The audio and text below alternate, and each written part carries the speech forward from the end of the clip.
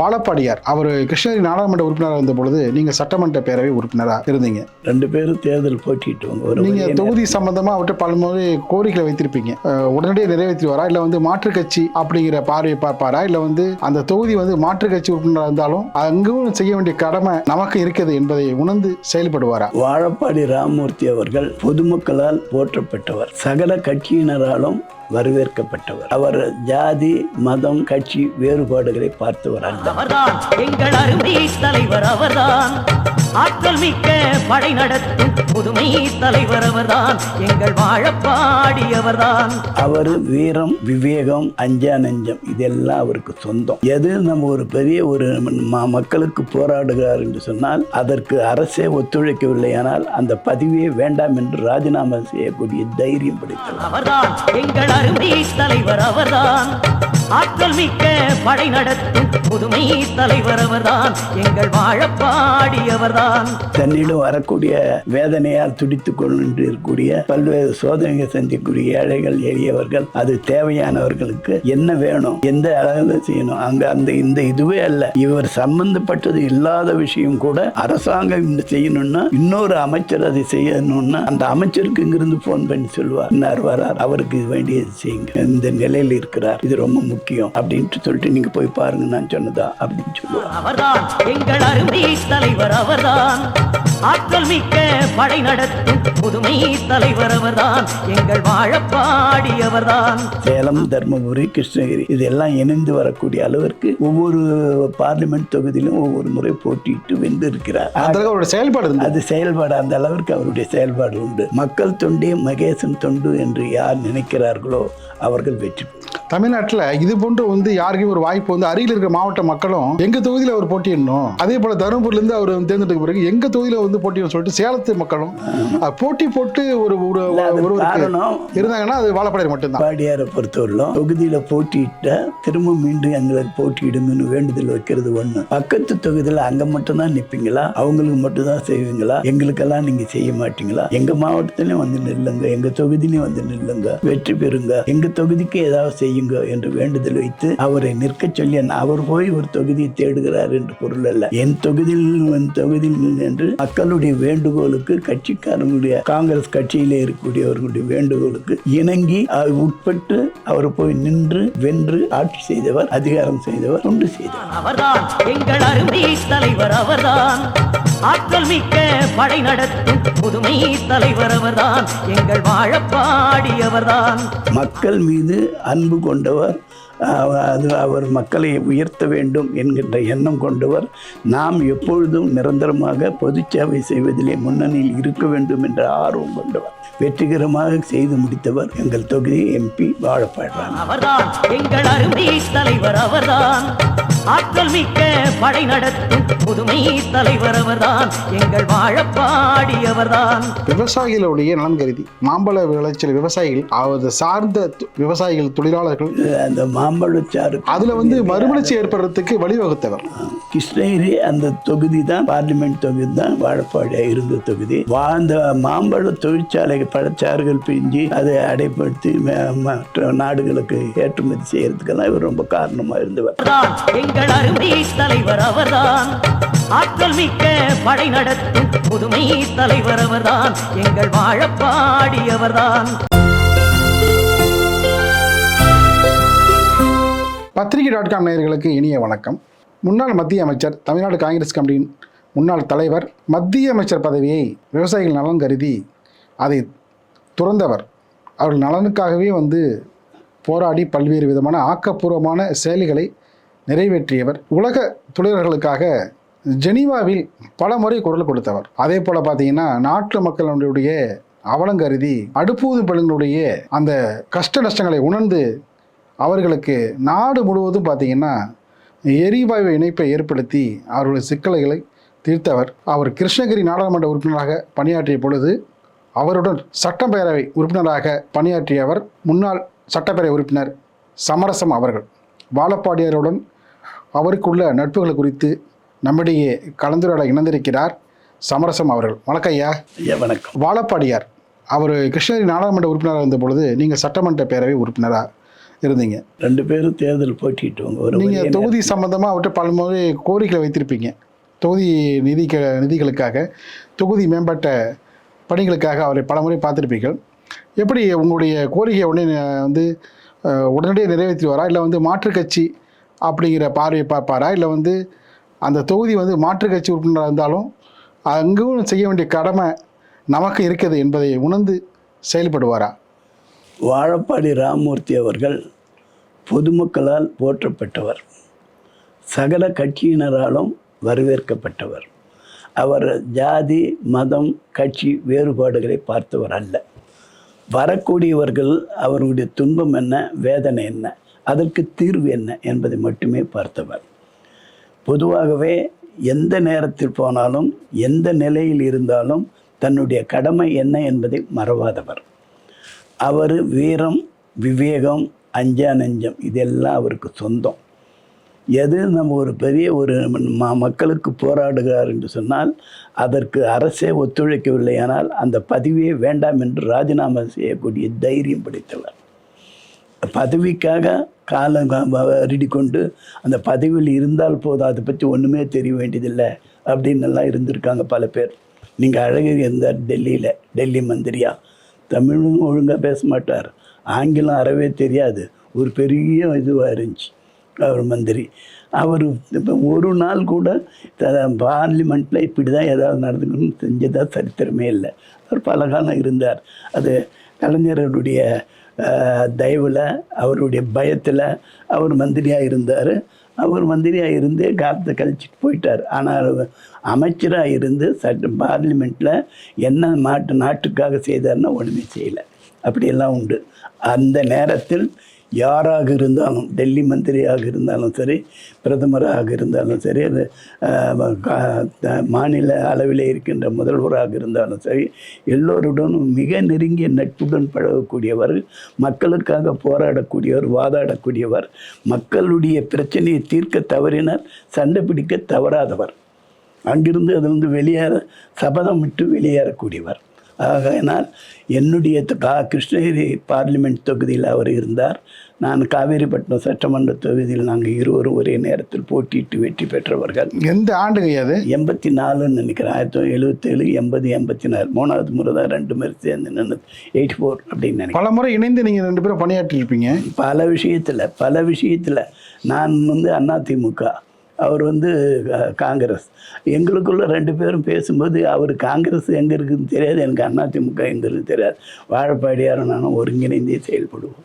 ஆகையினால் பொது சேவை என்று வருகின்ற பொழுது யாராக இருந்தாலும் அவரை எப்படி பயன்படுத்தி கொள்ள வேண்டும், அந்த சேவையை எப்படி, நீங்களே அறிமுகத்திலேயே சொன்னீங்க. அவர் ஜெனோவாவுக்கு போனார், இங்கே கேஸ் இது கொடுத்து இதுங்கெல்லாம் தீர்த்தார். என்ன அது கூப்பன் வச்சுக்கிட்டு கொடுத்துனே இருப்பார். எங்கெங்கே எது இருந்தாலும் அதுக்கு உண்டான இதுங்களை தனித்தன்மை கொண்டு தனி அக்கறை செலுத்தி அதற்கு வேண்டிய கையாளவே யாரையும் நம்பாமல் தானே செய்வார். இவங்க தான் அவங்க தான் கொடுத்து பண்ணுறதில்ல. இதை நீ பார்த்துக்கோ, இது நீ பார்த்து, நானே பார்த்துக்கிறேன் போ என்று சொல்லி தன்னிடம் வரக்கூடிய வேதனையால் துடித்து கொண்டு இருக்கக்கூடிய பல்வேறு சோதனைகள் சந்திக்கக்கூடிய ஏழைகள் எளியவர்கள், அது தேவையானவர்களுக்கு என்ன வேணும், எந்த அளவில் செய்யணும், அங்கே இந்த இதுவே அல்ல, இவர் சம்பந்தப்பட்டது இல்லாத விஷயம் கூட அரசாங்கம் இந்த செய்யணுன்னா இன்னொரு அமைச்சர் அதை செய்யணுன்னா அந்த அமைச்சருக்கு இங்கிருந்து ஃபோன் பண்ணி சொல்லுவார், இன்னார் வரார், அவருக்கு வேண்டியது செய்யுங்க, இந்த நிலையில் இருக்கிறார், இது ரொம்ப முக்கியம் அப்படின்ட்டு சொல்லிட்டு நீங்கள் போய் பாருங்கள் நான் சொன்னதா அப்படின்னு சொல்லுவார். அவர் பல கோயில் அறக்கட்டளை கூட நானே அவர் இடத்திலிருந்து பெற்று பலர் கொடுத்துருக்கிறேன். அந்த அடிப்படையில் அவர் எந்த பிரச்சனையாக இருந்தாலும் அதற்கென்று நிதி ஒதுக்குவது கூட தர்மத்திற்கு, கோயிலுக்கு அப்படின்னு சொன்னால் அதுக்கு தனித்தனி வழிவகைகளை ஏற்பாடு செய்து அதையெல்லாம் கூட அவ்வப்போது கொடுத்து கொண்டு வந்தார். ஆகவே நானும் அவரும் ஒரே நேரத்தில் பணியாற்றினோம் என்பது எனக்கு பெருமையானது. ஏன்னா நாங்கள்லாம் சாதாரண இடத்துலேருந்து வந்தவங்க. நாங்கள் எங்கள் ரொம்ப ஏழ்மையில் வறுமையில் இருக்கிறவங்க, பெலோ பாவர்ட்டி என்று சொல்லுவார், வறுமை கோட்டு கீழே, அந்த அடிப்படையில் நாங்கள் வந்தவர்கள். அதை இப்போ 2 பேருமே மிகப்பெரிய அளவிற்கு கலந்து ஆலோசித்து செய்வோம். அவர் என்னை மிக மிக நேசிப்பார், நான் அவரை மிக மிக அதிகமாக மதிப்பேன். இந்த இரண்டும் இரண்டரை கலந்து பொது சேவையை வெற்றி பெற. கிருஷ்ணகிரி மக்கள் மீது அவங்க அதிகமாக வந்து ஒரு பாசமும் நேசமும், அதே போல் விவசாய தொழிலாளர்கள் மீதும் ஒரு அளவு கடந்த அன்பை செலுத்தியவர் என்பது அனைவரும் அறிந்து ஒன்று. அதே போல் அங்கே இருக்கிற அந்த ஏரிகள் இருக்குல்ல, கிருஷ்ணகிரி மாவட்டத்தில் ஏரிகள் மீதும் பார்த்திங்கன்னா அவருக்கு அளவற்ற அதீத ஈடுபாடு. இந்த ஏரிகளை வந்து நீர் ஆதாரத்துக்கு மட்டும் இல்லை, எதிர்காலத்துக்கும் வந்து அப்படி பாசனத்தை கொண்டு வரக்கூடிய இந்த ஏரிகளை வந்து எனக்கு ரொம்ப வந்து பிடித்தமான ஒன்று அப்படின்னு சொல்லுவாராம். கிருஷ்ணகிரி மாவட்டத்தில் அவரோட பங்கேற்ற பல்வேறு நிகழ்வுகள் இல்லைங்க. இது மட்டும் இல்லை, கிருஷ்ணகிரி மாவட்டத்தில் அவருடைய அலுவலகம் ஒன்றை போட்டு ஒவ்வொரு துறைக்கும் ஒவ்வொரு பிஏவை போட்டிருந்தார். இந்த பெண்கள் விஷயமாக வந்து அண்ணந்த கேஸ் கொடுக்குறது அது இதுன்னா அது பார்த்துக்கிற ஒருத்தர், அது என்ன இதுன்ட்டு பாருங்கள். மற்றபடி ரெவென்யூ நீங்கள் சொன்னீங்களே, இந்த ஏரி குளம் தண்ணீர் பிரச்சனை போட்டு ஒவ்வொருத்தருக்கும் ஒரு பிஏ போட்டிருப்பார். அது இப்போ இந்த விவசாயம் சம்மந்தப்பட்டது நீ பார்க்கணும், இங்கே வேறு ரெவென்யூ கலெக்டரேட் பார்க்குறத நீ பார்க்கணும் அப்படின்னு சிலருக்கு பிரித்து விடுவார். அவங்க எந்த மாணவர்கள் அது இது வராங்க, அது என்ன செய்யணும் எது செய்யணும், அப்படி ஏதாவது வேறு உங்களால் செய்ய முடியும்னா எனக்கு உடனே தொடர்பு. அப்போ இந்த மாதிரியான செல்ஃபோன்லாம் கிடையாது அந்த கட்டத்தில். அப்படி இருக்கும்போது இருந்தாலும் அதற்கு தனி அலுவலகம் போட்டு தனித்தனி உதவியாளர்கள் நியமனம் செய்து அவர்களுடைய கஷ்டங்களை எப்படி தீர்க்க வேண்டும். கிருஷ்ணகிரி பார்லிமெண்ட்ன்றது ராஜாஜி காலத்திலிருந்து புகழ்பெற்றது. ராஜாஜி ஜிடி நாயுடு என்ற தொகுதி, ராஜாஜி மகன் சிஆர் நரசிம்மன் என்ற தொகுதி, அது கிருஷ்ணகிரி. அது மட்டும் இல்லை, சுப்பிரமணியம் வந்து நின்ற தொகுதி. அண்ணா முதல்வராகிறார். இப்போ பிரதமரை சந்திக்க வேண்டும் என்று வந்து ஒரு முறைக்காக ஒரு மரியாதைக்காக போய் பார்க்குறார். போகும்போது இந்திரா காந்தி பிரதமர். அவரிடத்துல சொல்லும்போது இந்திரா காந்தி சொல்கிறாங்க, ஒரு அறிவுஜீவியை நான் அமைச்சரவையில் சேர்க்க விரும்புகிறேன், ஆகவே நீங்கள் எனக்கு ஒத்துழைக்க வேண்டும் அப்படின்னு கேட்குறாங்க. நான் என்ன செய்யணுங்க? அண்ணா சொல்கிறார், உங்கள் தொகுதி தென்சென்னை பாராளுமன்ற தொகுதி தான் அவர் வெற்றி பெற்றார், அந்த தொகுதியை விட்டு கொடுங்க, ஒரு அறிவுஜீவியை நான் அமைச்சராக்குகிறேன் அப்படின்னார். நானே சொல்கிறதுக்குள்ள நான் போயிட்டு என்னன்னு கலந்து பேசி ஒரு நல்ல முடிவு சொல்கிறேன் அப்படின்றார். இது கேட்டுக்கொண்ட கருணாநிதி இங்கே ஒரு படையை திரட்டி இளைஞர்கள் நிற்க வேண்டும், தொண்டர்கள் நிற்க வேண்டும், சிறை சென்றவர்கள் நிற்க வேண்டும், போராட்டம் நடத்தியவர்கள் நிற்க வேண்டும், ஒரு சிறுபான்மையை நிறுத்த வேண்டும் அப்படின்னெல்லாம் அவர் கீழே இறங்குறதுக்குள்ளே ஒரு 1000 பேரை சேர்த்து ஒரு ஆகாய விமானம் வந்து அவர் விமானம் இறங்கும்போது இவர் கலாட்ட பண்ணிகளும் பண்ணார். அப்படியெல்லாம் செஞ்சுருந்து இவருக்கு என்னடா அது, இன்றைக்கி தான் ஆட்சிக்கு வந்து மறுநாள் இந்த பிரச்சனை ஆகுது, இன்னும் எந்த நடைமுறை கூட வர முடியாது இருக்குதுன்னு சொல்லிட்டு சரின்னு சொல்லிட்டு அதுக்கு ஒன்றும் சொல்ல முடியாத நிலைமை ஏற்பட்டு அந்த இதில் தான் அடிப்படையில் தான் முரசொலி மாறன் வந்தது தென்சென்னை இதில். அப்போ தான் தீர்த்தகிரி ஒன்று காங்கிரஸ் இருந்து வந்த எம்பியை ராஜினாமா செய்ய இங்கே வச்சு கிருஷ்ணகிரி பார்லிமெண்ட் தொகுதியில் சுப்பிரமணியத்தை நிறுத்தினாங்க. இன்றைக்கி அதனால் கிருஷ்ணகிரி தொகுதி மிகப்பெரிய ஒரு தொழில் வளர்ந்து போச்சு. ஒசூரெல்லாம் பிரமிக்கத்துக்கு அளவுக்கு இன்னொரு டெல்லின்ற மாதிரி வந்துடுச்சு. ஆகையினால அதற்கு அடிப்படை காரணமாக இருந்தது அது அப்படி அதான் வந்த நிலைமை தான். அந்த அடிப்படையில் ராமமூர்த்தி அவர்கள் கிருஷ்ணகிரி பார்லிமெண்ட் தொகுதி மிகப்பெரிய தொகுதி, அது மிக பல சான்றோர்கள் பெரிய தொகுதி நின்று வெற்றி பெற்று இந்த தொகுதி. அதை எப்படியும் தக்க வைத்து கொள்ள வேண்டும் என்கின்ற ஆர்வம் அதிகம். ஆகவே மக்களை சந்திப்பார், நண்பர்களை சந்திப்பார், அனைத்து கட்சியும் நிறைய சந்திப்பார். யாருக்கு என்ன குறை என்று வருகின்ற பொழுது அவரால் என்ற அத்தனையும் செய்வார். நல்ல ஒருங்கிணைந்து செல்லக்கூடிய பலம் படைத்தவர், வன்மை படைத்த குணம் படைத்தவர் அவர் தானே.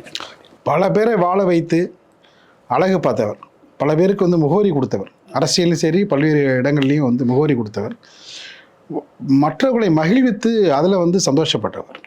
இப்படி வந்து பல்வேறு விதமான அவருக்கு அடைமொழிக்கு சொந்தக்காரர் தான் வாழப்படுகிறவர்கள். கிருஷ்ணகிரி தொகுதியுடைய வளர்ச்சிக்கு ஒரு முக்கிய பங்காற்றியவர். அவர் காலத்தில் அவர் பார்லிமெண்ட் மெம்பராக இருந்த பொழுது தான் அந்த தொகுதியுடைய வளர்ச்சியே வந்து அடுத்த கட்டத்தை நோக்கி போச்சு. அருகில் இருக்கிற பெங்களூருக்கு இணையாக அந்த தொகுதியை வந்து வளர்ச்சி தொகுதியாக மாற்றி காட்டியவர் வாழப்பாடியார் அவர்கள். அதே போன்று அவங்களுக்கு நல்லா தெரியும், என்னென்ன திட்டங்கள்லாம் கொண்டு வரணுமோ அப்பெல்லாம் கொண்டு வந்திருப்பார் அந்த தொகுதிக்கு.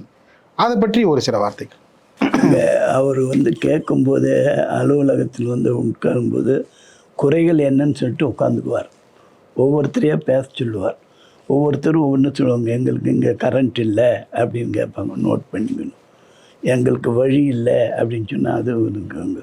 சரி, எங்களுக்கு வேண்டிய கடன் கொடுக்கறதுக்கு வங்கிகள் ஒத்துழைக்கிறதில்ல அப்படின்னு சொன்னால் அது என்ன இப்படி எல்லாத்தையும் வாங்கிக்கின்னு யார் யாருக்கு எந்த மாதிரி தேவை, எப்படி உதவி செய்ய முடியும், அது அரசின் நிலை என்ன, சட்டம் என்ன, அதுக்கு இடம் கொடுக்குதா இல்லையா, அப்படி ஏதாவது இருந்தால் அந்த சட்டத்தையும் வளைத்து அந்த ஏழ்மையை போக்குவதற்கு எதாவது நாம் செய்ய முடியுமா? இந்த சட்டப்படி அரசாங்கம் செய்கிறது இல்லாமல் நான் தனிப்பட்ட முறையில் என்ன செய்யணும், அது எப்படி செஞ்சால் உங்களுக்கு உதவியாக இருக்கும், அப்படி இருக்குது. சில சட்டப்படி செய்ய முடியாது அப்படின்னு இருக்கும். அதெல்லாம் இவர் தன் கையிலிருந்து செலவழிச்சோ வேறு வகையிலோ அது செய்வார், அப்படி செய்வார்.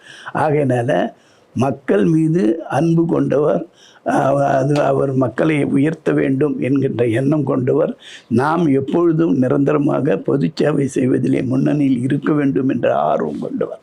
அந்த அடிப்படையில் நமக்கு எந்த சொத்து சேர்த்துக்கலாம், எந்த வகையில் வருது, அதில் எப்படி பார்ட்னர் சேரலாம், அந்த சொத்துக்கு போகலாமா, இந்த சொத்துக்கு அப்படியெல்லாம் விரும்பாதவர். அந்த நோக்கம் இல்லாமல் என்ன தொழிலாளர்களோடு அளவு கடந்து உறவாடியவர். அதனால் ஏற்பட்ட இது பெலோ பாவர்ட்டி கீழே யாரும் இருக்கக்கூடாது.